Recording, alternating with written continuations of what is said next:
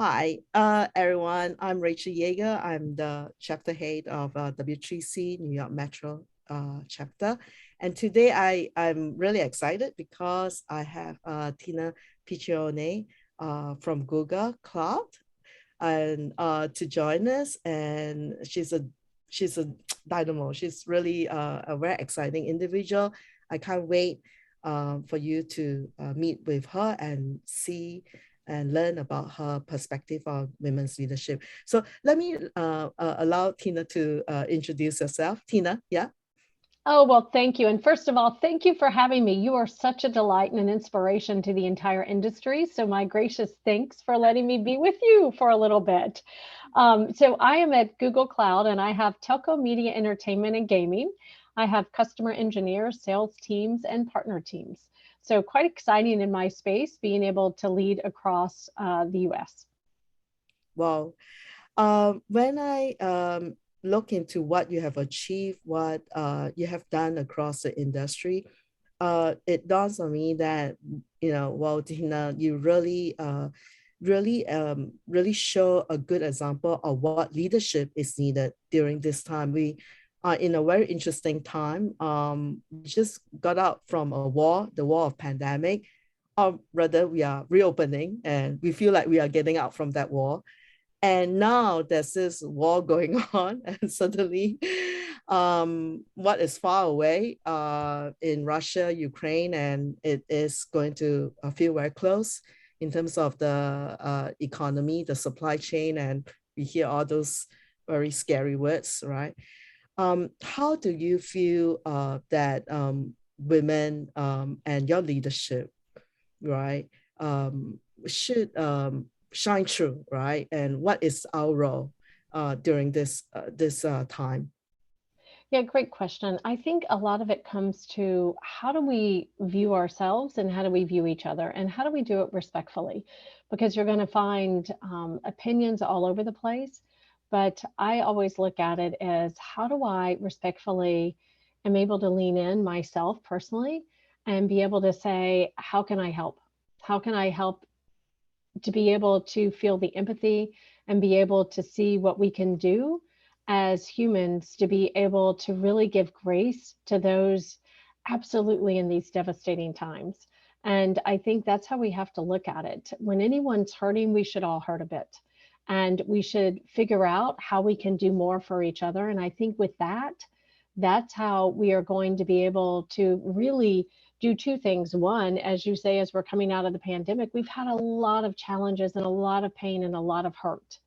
And I think recognizing that, and yet we're hopeful as well as to what we have ahead. The same thing with the unrest in the world, which it's hard to believe we're in 2022 and we still have unrest in the world. So, how do we look at it to where, how do we come out of it? And we're able to give help to each other and help in need to the people that are in need. And I think that's what we have to really start relying on. Um, this is very refreshing when you think about the word empathy, the word um, being human, basically the human characteristic of supporting and helping each other. These words are being really the thought process of confirming that and affirming that leadership has been really more pronounced these days. And how do we manifest that, right? I mean, and I'm going to go into some industry trend questions with you to shed light on how you have been working in Google and especially in the media, entertainment, and gaming industry. So how do you see some of the uh, biggest challenges that is going to face in your industry? Yeah, when you look at telco, media, entertainment, and gaming, they're very interlinked. And I think that's one thing that we've seen. The industries are becoming dependent and reliant on each other. And I think if you think about it, we have 5G coming. If you think about it, you look at streaming service, you look at gaming, which just absolutely exploded during the pandemic. And the question is, can they keep up to their base? Can they keep it going with streaming? Can we pivot and do things from a different perspective? Do we need elaborate sets every time? How do we get to market faster? And you think of the telco, it has to run all the infrastructure all the way through and support the needs of every single industry. So we see the interdependence more than ever. And I think that that's one thing that we had not probably quite seen as much until the pandemic hit. So how do you see gaming in comparison with the other part of the industry? Because you're leading really three really dynamic, very fast-moving industry, telecom, media, and entertainment. So what do you think that telecom, media, and entertainment companies are doing enough to stay ahead of the curve, right? Yeah, no, great question. I think that, when I look at it, everyone had to pivot when the world shut down. And it's been, by the way, 2 years, right? Yes. And now that we're coming out of that, now we're going to pivot again. And I think part of it was for survival of everyone in the companies, they had to immediately pivot. We had to figure out how to work from home. We had to figure out how to get platforms. We had to figure out how to do things differently than we were in the past, and how to work differently, how to collaborate differently, how to utilize documents differently. Everything changed when the world shut down. And I think too, when you look at it, are we doing enough? I think we always can strive to do more. But I think a big piece of the past 2 years was also fighting for survival, not only for our industry, but for each other. And I think that there were so many different impacts, whether it was people and work not able to get done because we didn't have the workers, or because we had to change and take care of our families. That impacted the way we worked. And I think as we come out now, it's an exciting time to be able to say, now, how do we look at work differently? How do we transition to perhaps a hybrid environment? How do we do things that's going to be flexible and going to give us the ability now to give the industry what they want, which is personalization, which is the ability to move effortlessly between platforms, to do more faster. Think about gaming. You don't even want a millisecond of difference when you're on a game, because that time matters. And then you think about the other thing we have to look at, which is toxicity in the industry of gaming. How do we keep that out while we're still striving to do more? So I think that there are a lot of hard challenges and problems coming that we always can strive to do a little more. Do you see gaming as a separate industry from telecom, media, and entertainment, or do you see them being integrated? How do you see that? I see it really as becoming integrated. I see it as a big piece of it, because if you think about it, films are coming out that are based on video games. If you think about the way video games are, they're based on some movies, and they're becoming so integrated in the way that they stream. They're becoming integrated in the way that they are personalized. And I think that that's how the integration is now coming together. And then you look at, people want the technology on demand wherever they are in the world. That is going to rely on the telcos more than ever. So I think as much as the industry wanted to keep these three separate, I think it's going to come together faster than anybody is going to believe, because they're going to have to work together to be able to meet the demands of what the consumers want. One of the things I just want to comment, and this is really objective, really unbiased opinion about Google. I really benefited from my own work with all what Google has offered. And often also for nonprofit, there's a lot of free resources, a lot of support. And just as amazing, right? The tremendous intellectual capabilities and power, the good force, right? So I just want to put that in. Well, It's just my personal objective opinion. I love that. And it makes it effortless to collaborate. I will tell you, being able to work together on a document, being able to just meet together and continue we can both be in the same place at the same time and work together and get it done. Yeah. It just makes it with ease. So that's one thing, and we love, and being able to, we help support across universities and giving college kids that ability, and high school kiddos the ability to continue to work in the pandemic and to be able to continue their education was so critical, because we didn't want the years to go by and not be able to give that benefit. So I love hearing that. Yeah, is really a strong demonstration of Google as in the leadership, right, in the industry. And again, this is my objective opinion. Nothing make me say that in this interview. And it's thanks to you, Teena. Thanks to you, like people like you in Google, and everyone in Google.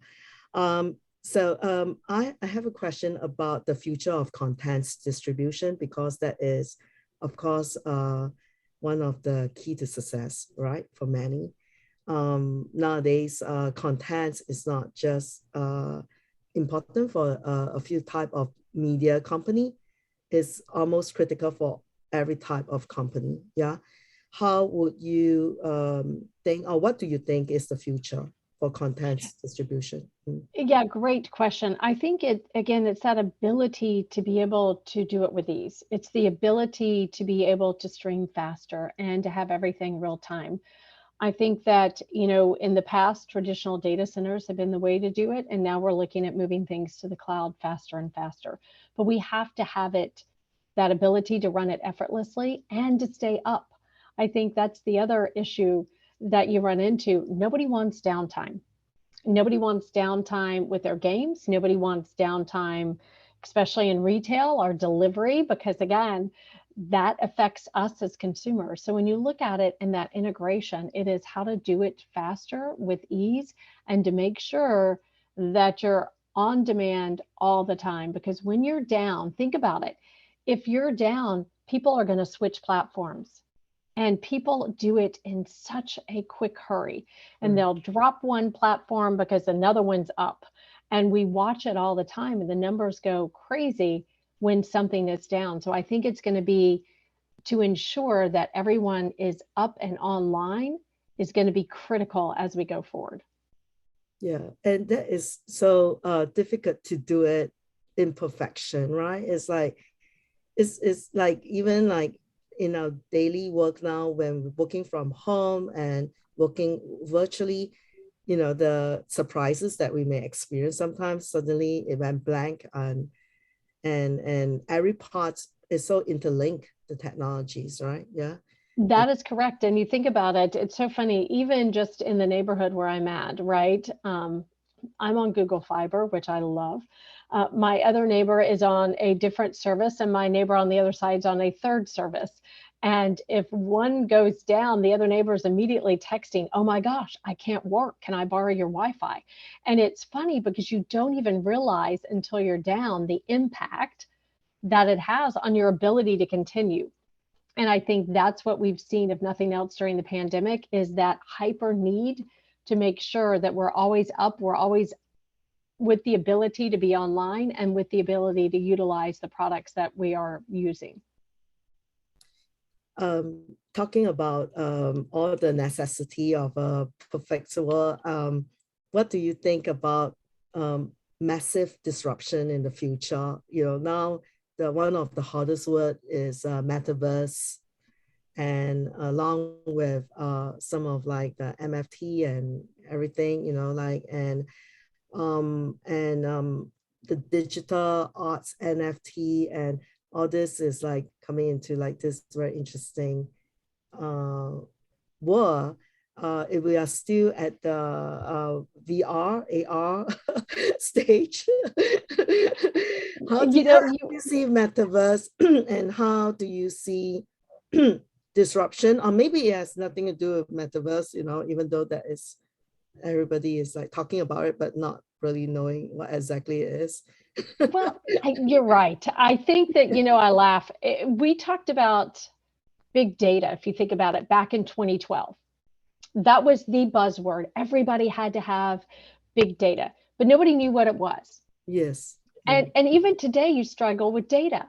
And Mm. to me, it doesn't matter if it's large data, small data, whatever you have, it's a matter of can you utilize the data?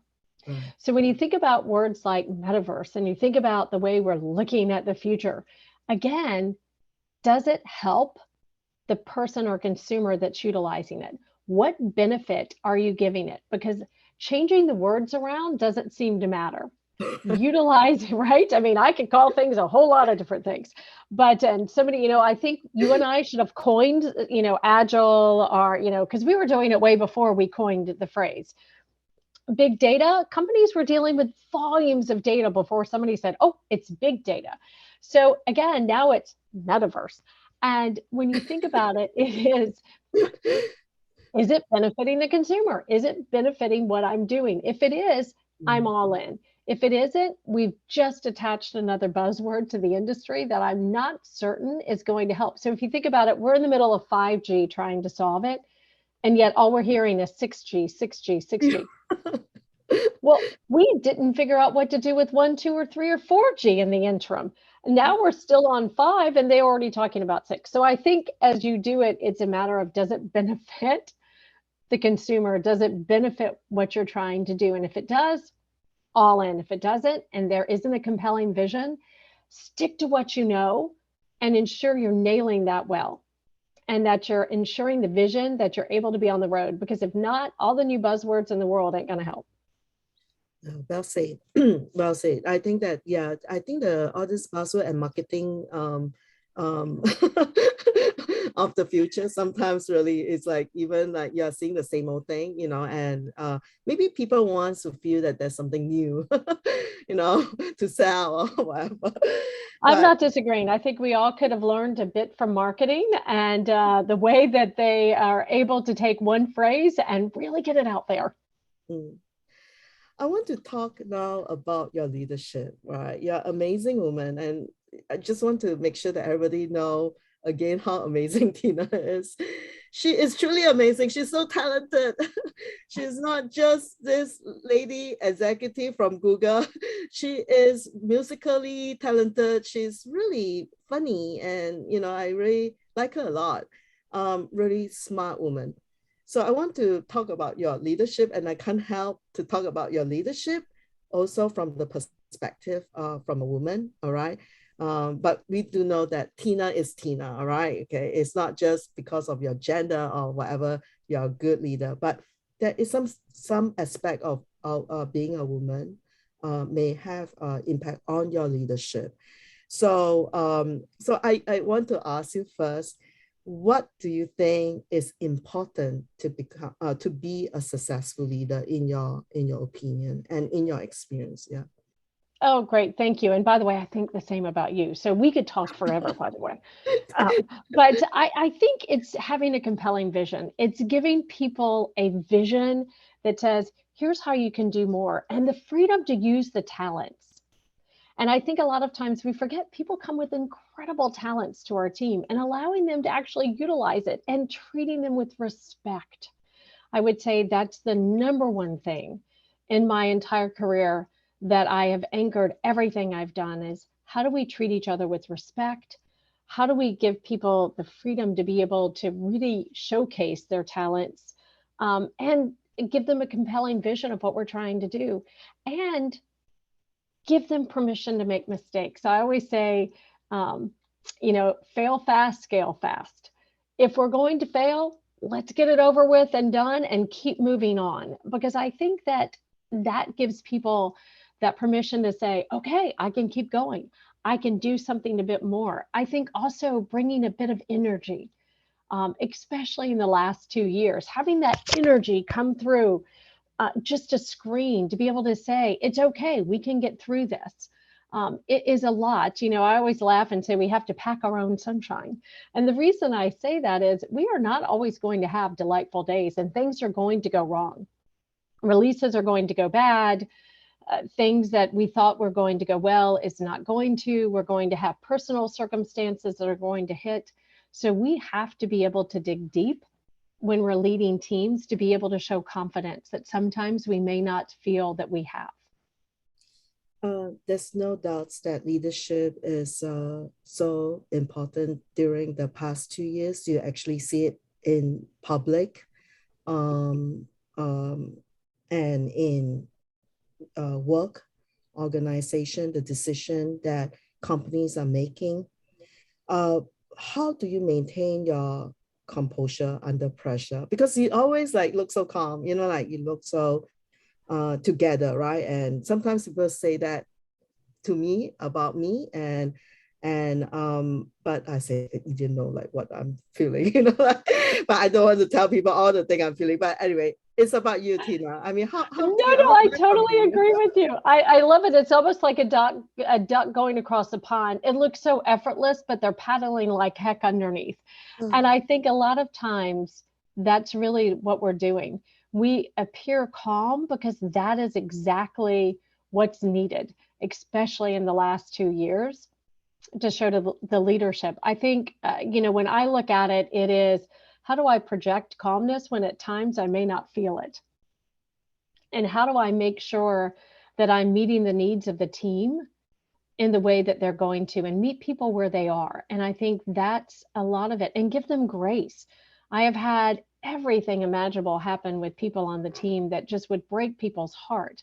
So, how do you give grace through that? But at the same time, again, be able to show that vision and project that it's going to be okay, even if we don't feel it. There are times when I'll hang up right the computer and I'll walk outside and I'll be like, I've got to put on a song, scream, walk around the block a couple times and come back and say, okay, we've got this. We are going to figure out how to make it work.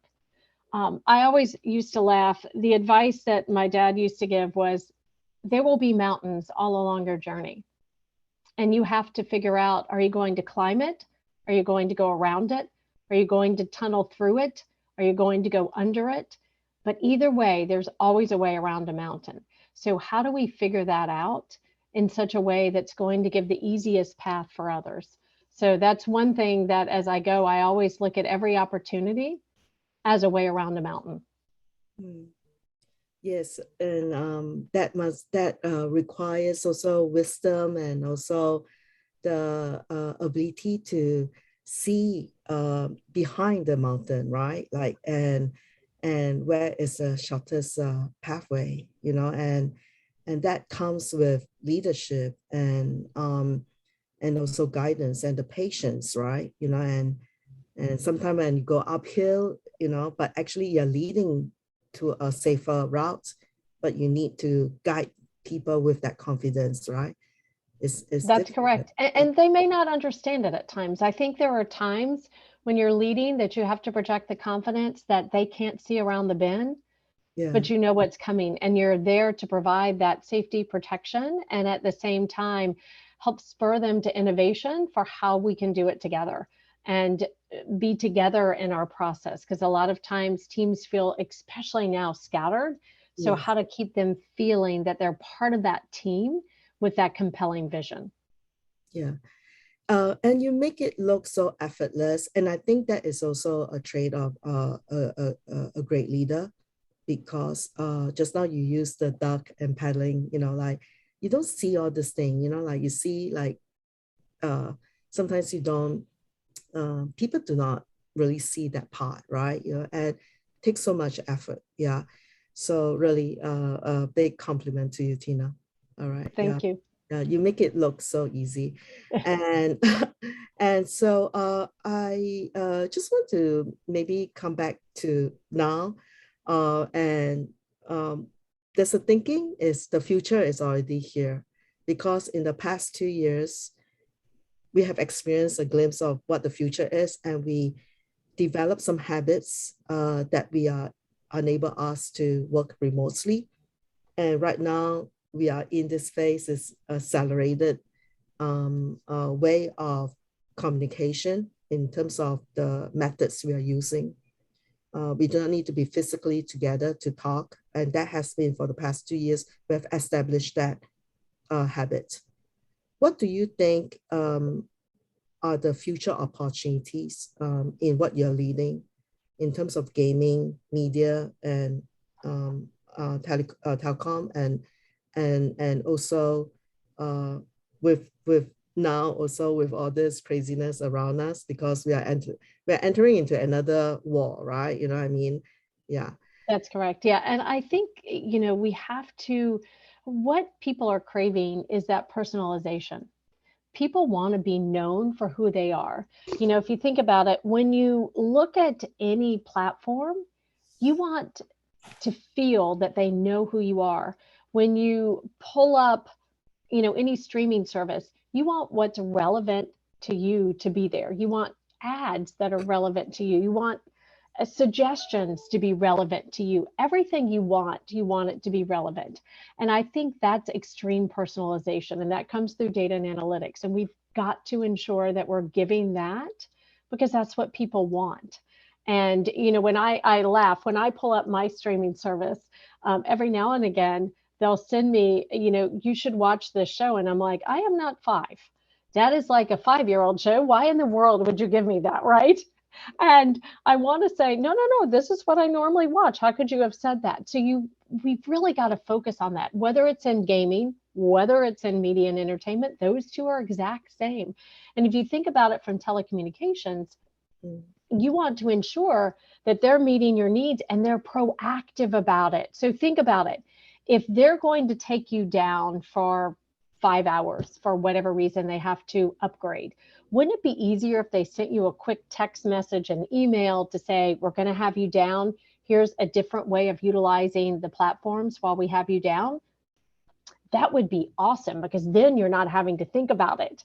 And again, it goes to that personalization and proactiveness that consumers now are expecting. So I think that as we look at it, that's the one thing that we're going to have to ensure we meet in the future. The other is cybersecurity. Oh my goodness.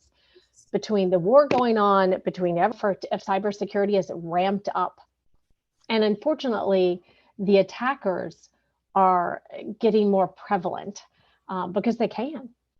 And think about it, as much as we're at home, they've been at home and they are honing their skills. And so we have to make sure that we can provide it in a very secured manner, because the more that we are coming out with these different personalizations, the more it opens it up for nefarious activities. So we have to just keep an eye on that as well in the industry. And I think if we don't, and we let down our guard, that's when people immediately get in. So that's why I'm just saying it's that personalization.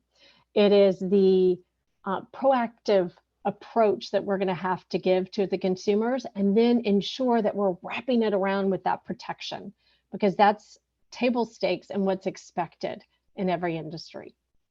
Very interesting. And also the perspective on cybersecurity is really indeed is a kind of like the iceberg, right? You can't see that, right? That may hit you if it's not managed properly. And also the opportunity is so tremendous, because gaming, gamification, and this whole and even the entertainment, the way for human to human communication through all this way learning, and it's really going to be like it's exploding, and it's a very exciting time. And yet we are like riding on this very interesting. I think that's how what our generation and the different generation X, Y, Z, baby boomers too. I don't want to right. Yep. And to experience all this is a very interesting time, and definitely you hold in your power to lead in a very exciting industries, right? And I agree. And the ability to pivot. If you think about it, we've continuously pivoted based on what's hitting. So we have to have that ability to pivot every time we turn. And I think that goes to what everybody across the world is learning, is we have to be adaptable and pivot to the changing environments that we're in, whether it was the pandemic, whether it's the war, whatever is coming our way, we have to have that ability to pivot and survive. And I think that has come across more than any other time. And if you look at history, I love history. It's my big thing. I love reading the history. It's happened before. So we should use that as kind of what do we do for the future? How do we align? Yeah, I do want to, I mean, there are so much to talk about with Tina, and do want to end this with a very positive note is that it is true. I feel so strongly that at this point, at least uh, in I can only speak for how I feel in my immediate surrounding in the USA and also in different parts of the world when we communicate. There's this sense of like, we are going to survive this, we are going to come together, we can do something about it, right? And I think that is positive. That is, as much as there's all this negativity, there's all this positivity. So I can't help to ask you the last question is about you being a woman leader. And again, I want to emphasize that Tina is not just a woman leader. You are a leader, all right? And but the perspective of women leadership. What do you think about women in the tech industry? And I'm sure a lot of people are asking you, right? You know about this. Yeah. How do you feel about this? Yeah, the number one question I'm asked all the time. I think there are still far too many females that are not at the seat of the table in the industry. I would love to see more, and I would love not to be the only person on the screen a lot of times that of the female gender. I think that when you think about the consumer base of any company, it's not all males. It is males and females, and having a different voice or perspective that can represent that talent or that female aspect of it is crucial. Same with underrepresented talent. If we don't have that representation, we're not understanding how our consumer base is, and we may not be meeting the same needs. So being able to have that perspective just puts a different lens on how we look at problems, how we look at situations, and how we look at what success looks like. So I'm a huge advocate to ensure that we have that across the board, and that when we look across, that we do see people that look like us, that we're able to look at and say, oh, you might have that same opinion, or you're able to reach out to them. So I think it just gives just a different perspective on how we look at things. And I think we just have to be very attuned to that. At Google, we have something called I Am Remarkable, and we try to reach the voices of the underrepresented talent and the women that typically rarely don't speak up, because a lot of times they just don't have that voice. So I encourage everyone to have a voice, to find what that voice is, and to ensure that they have an opinion that matters, because it does to me. Teena Piccione, remarkable woman, Oh, thank remarkable you. leader. Thank you so much for your time, and we'll stop here. And thank you for taking the time to speak with us. And It's been my pleasure. You have been a delight. Oh my goodness, I can't wait to see you in person. I'm just telling you, this has been more fun than anything. So just thank you again for your time.